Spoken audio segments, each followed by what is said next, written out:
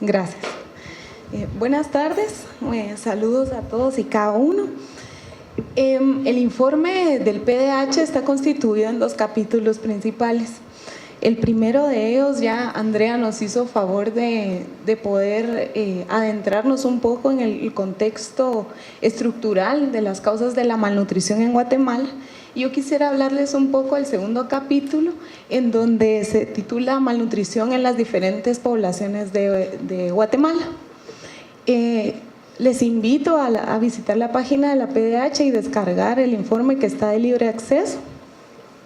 Y ahí vamos a poder encontrar cómo en este año se está enfatizando que el derecho a estar protegido contra el hambre y la malnutrición es un derecho que es para todos y todas. Como bien nos decía la representante de OACNUR, muchas veces los promedios esconden las desigualdades y es lo que queremos reflejar en estas distintas poblaciones. La anterior, ahorita.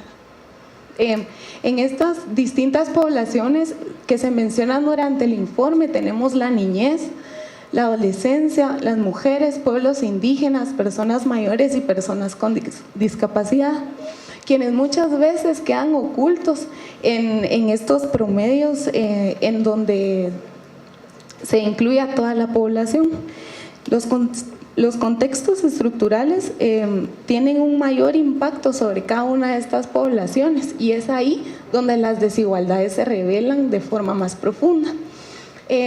Durante este año quisimos tratar algunas poblaciones que nunca se habían abordado, como personas con discapacidad, personas mayores, en donde identificamos que hay necesidades para estas poblaciones, necesidades nutricionales específicas, pero a la vez hay ausencia de datos oficiales que se enfoquen en estas poblaciones, entonces no podemos visibilizar realmente cómo afecta la problemática de la malnutrición en cada uno de ellos, porque en realidad nuestra generación de información como país no nos ha permitido, ¿verdad?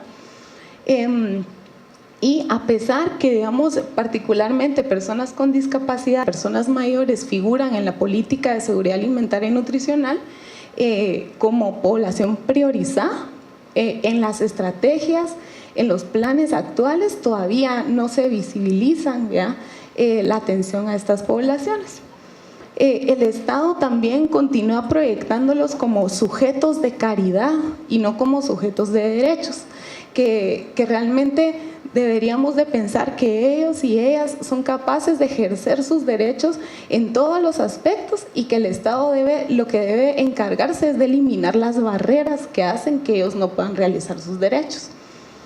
También se aborda un poco a los pueblos indígenas. Tal vez mencionarles que cada una de estas poblaciones se menciona y se abordan, digamos, de igual manera, con la misma solidez, en lo que se puede, una vez indicando la ausencia de datos, pero en el marco del mes de conmemoración de los derechos de la mujer, en este día, más adelante todavía no, vamos a enfatizar un poco sobre la niñez, la adolescencia y las mujeres, ¿no? Entonces, en pueblos indígenas preocupa saber que esta población ha tenido mayor vulneración de sus derechos en todos aspectos. Presentamos datos comparativos de los promedios nacionales versus los promedios que surgen del análisis de pueblos indígenas y vemos que tanto en pobreza, desigualdad, desnutrición, educación, salud, todos estos indicadores siempre van a ser más altos si es alguna carencia y más bajos si es algún goce de un derecho. Principalmente identificamos que la falta de acceso a tierra y territorio, capacitación y recursos agrícolas sigue siendo una agenda pendiente para el Estado, en donde a pesar de existir las políticas y los planes, la ejecución y realmente el impacto y el alcance no ha llegado hacia estas poblaciones y necesitamos y que en esta edición del informe se hace una invitación a todas las instituciones para empezar a promover las dietas ancestrales nutritivas. Sabemos que muchas dietas ancestrales tienen mucho potencial de de nutrición, de alimentación, pero incluso la misma globalización y urbanización ha llegado hasta nuestros pueblos indígenas y ahora coexisten tanto la desnutrición como el sobrepeso y la obesidad, ¿verdad? Entonces, entrando un poco más en la niñez, recordar estas cifras importantes de desnutrición crónica, desnutrición aguda, y queríamos enfatizar un poco en el 12.4% de los niños y niñas que nacen con bajo peso al nacer, y relacionarlo con lo que mencionaremos más adelante sobre la adolescencia, que lo dejen ahí como un punto pendiente. En nuestro informe se hace alusión al bajo desempeño de la Estrategia Nacional de Prevención de la Desnutrición Crónica, la falta de ejecución de la Política Nacional de Primera Infancia, que es una política que está vigente, y las debilidades en el desarrollo infantil temprano. Y ahí yo hago una pregunta, digamos, a todos nosotros y como guatemaltecos, si realmente solo queremos que nuestros niños sobrevivan a las enfermedades diarreicas, las respiratorias y la desnutrición, o que realmente tengan una vida digna. Y una vida digna empieza desde el embarazo y los primeros 1000 días, con una estimulación temprana correcta y con muchas otras acciones que no tienen que ver solamente con nutrición, ¿verdad? Aquí destacamos el desabastecimiento de micronutrientes en polvo y el ATLC. Saludamos la aprobación de la Ley de Alimentación Escolar y expresamos nuestra preocupación por los hijos e hijas de las mujeres privadas de libertad, quienes hasta la fecha no cuentan con un programa de alimentación. Analizamos datos, más del 90% de estos niños y niñas tienen menos de 2 años. Y eso significa que están en su etapa de los 1000 días, ¿verdad? Esa etapa crítica, y no tienen ni siquiera derecho a la alimentación en estos centros.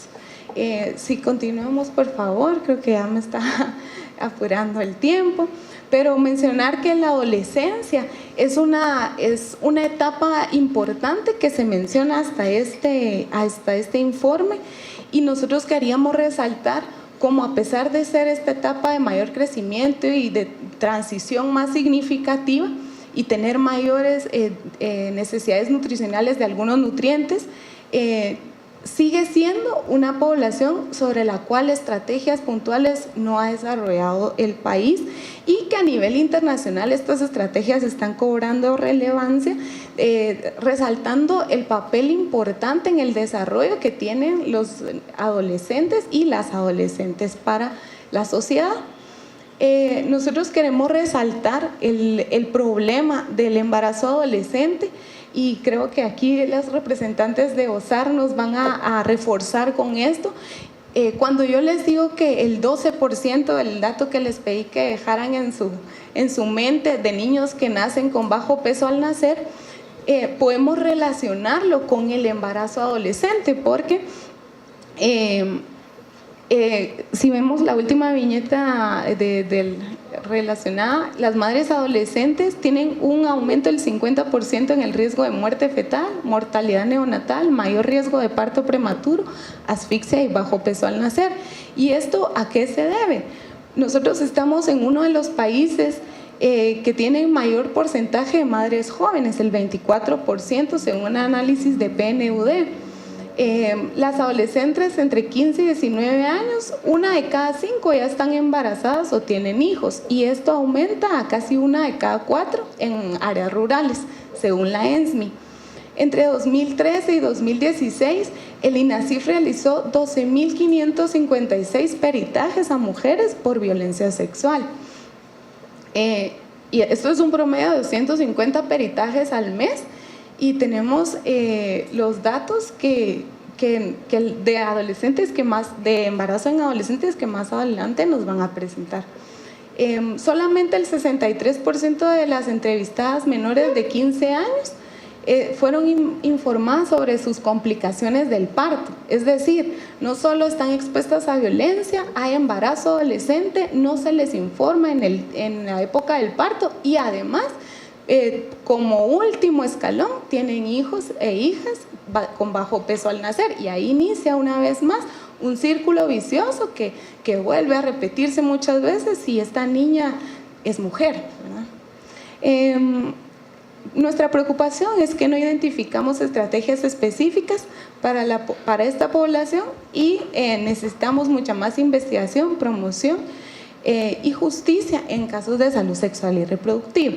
Solo voy a mencionar tal vez lo último porque ya se me agotó el tiempo, pero en caso de las mujeres nosotros resaltamos el problema de sobrepeso, obesidad, enfermedades crónicas no transmisibles, desnutrición crónica y el embarazo, el aumento de porcentaje de cesáreas, derechos laborales, falta de tenencia de tierra y como se dan cuenta son muchos derechos que se van vulnerando, violando en cada población específica que necesitamos ir resaltando para obtener estrategias de nación que respondan a cada una de las necesidades de nuestros guatemaltecos y guatemaltecas. Les agradezco mucho.